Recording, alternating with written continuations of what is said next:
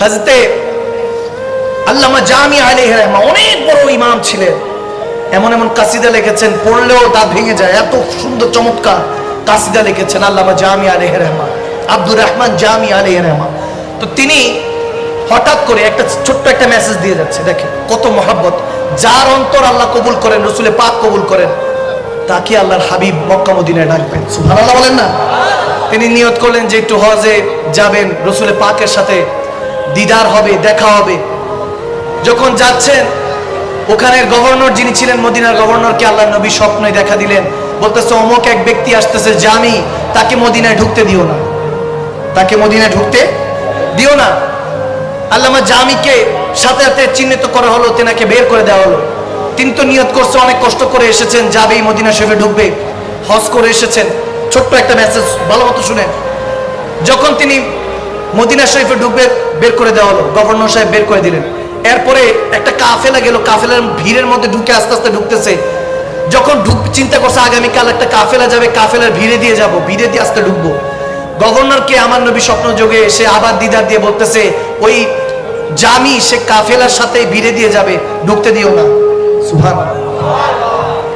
যখন এরকম হলো, ভিড় দিয়ে যাচ্ছে, ওই গভর্নর চিহ্নিত করলো, এই যে ভিড়ের মধ্যে, এই আপনি বেরোন, বেরোন, বের করে দিল। তৃতীয় দিন, ছোট্ট মেসেজ। তৃতীয় দিন যখন তিনি চিন্তা করলো যে আগামীকালকে যদি কোনো পশু, কোনো দুম্বা, এরকম কোনো যদি পাল যায়, পশুর পাল, দুম্বার পাল যদি যায়, ওটার ভিতরে খাল পরে আস্তে আস্তে ঢুকবো। তেনার মনের মধ্যে চলতেছে যে কত দর্দ, কত কষ্ট, আমার মনে যত পেরেশানি আছে সব কামলিওয়ালা নবীকে শোনাবো। সুবহানাল্লাহ বলেন না। মুঝে দুশ্মনে না ছেড়ো, मुझे दुश्मनों न छेड़ो, मेरा है कोई जहां में, मैं अभी पुकार लूंगा नहीं दूर मदीना। सुबहानाल्लाह। যখন তিনি তৃতীয় দিন এভাবে ঘোড়ার পশুর পাল দিয়ে ঢোকার চেষ্টা করেছেন, রাতের বেলা আগেই আমার নবী স্বপ্ন যোগে দিছে যে সে আবার ঘোড়ার ওই গরুর পাল, ঘোড়ার পাল, পশুর পালের ভিতরে ঢুকায় খাল পড়ে প্রবেশ করার চেষ্টা করবে, তাকে আটকাও।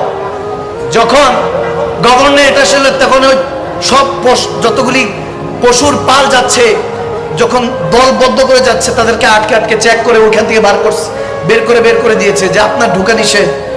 জামি সাহেব আপনি বের হয়ে যান।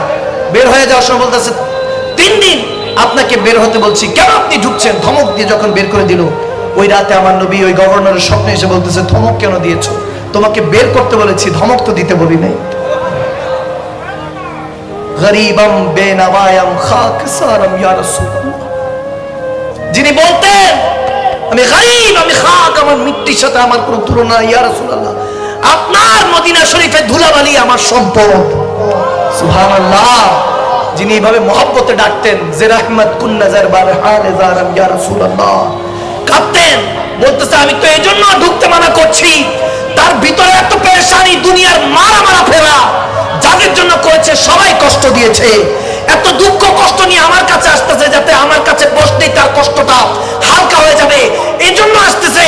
আমি আটকাচ্ছি এজন্য, সে আমার এত পাগল, এত পাগল, এত আশেক, সে যদি মদিনা শরীফে উপস্থিত হয়, আমি নবী মুস্তাফা রোজা থাকতে পারবো না, আমাকে উঠে আসে দেখা করতে হবে। আল্লাহু আকবার। নবীজি বলতেছেন আমার রোজা থেকে উঠে এসে দেখা করতে হবে। আল্লাহু আকবার, আল্লাহু আকবার। আল্লাহ এরকম কিছু আশেক এই জামানায় পয়দা করে দাও, যাতে আমার নবী এই আশেকদের কথা বলে বলে কান্না করতে পারে যে আমার কিছু আশেক আছে। আমিন বলবেন না? আর উচ্চ আওয়াজে বলুন না আমিন। আল্লাহ এরকম তাহাজ্জুদ গুজার পরেজগার বান্দা বেলালে হাফসি ওয়াইসকরের মতো আশিক রাসূল হওয়ার মতো আমাদেরকে তৌফিক দান করুন। আর উচ্চ আওয়াজে বলুন আল্লাহুম্মা আমিন। দেখেন আপনাদের শোনার আগ্রহ দেখে আমি ডিপের থেকে ডিপে চলে যাচ্ছি। এরকম ভাবে থাকলে আমার আর আটকাইতে পারবে না। আমি মেপে ওয়াজ করতে পারি না। শুরু একবার করলে 1.5 2 ঘন্টা 3 ঘন্টা 4 ঘন্টা হয়ে যায়।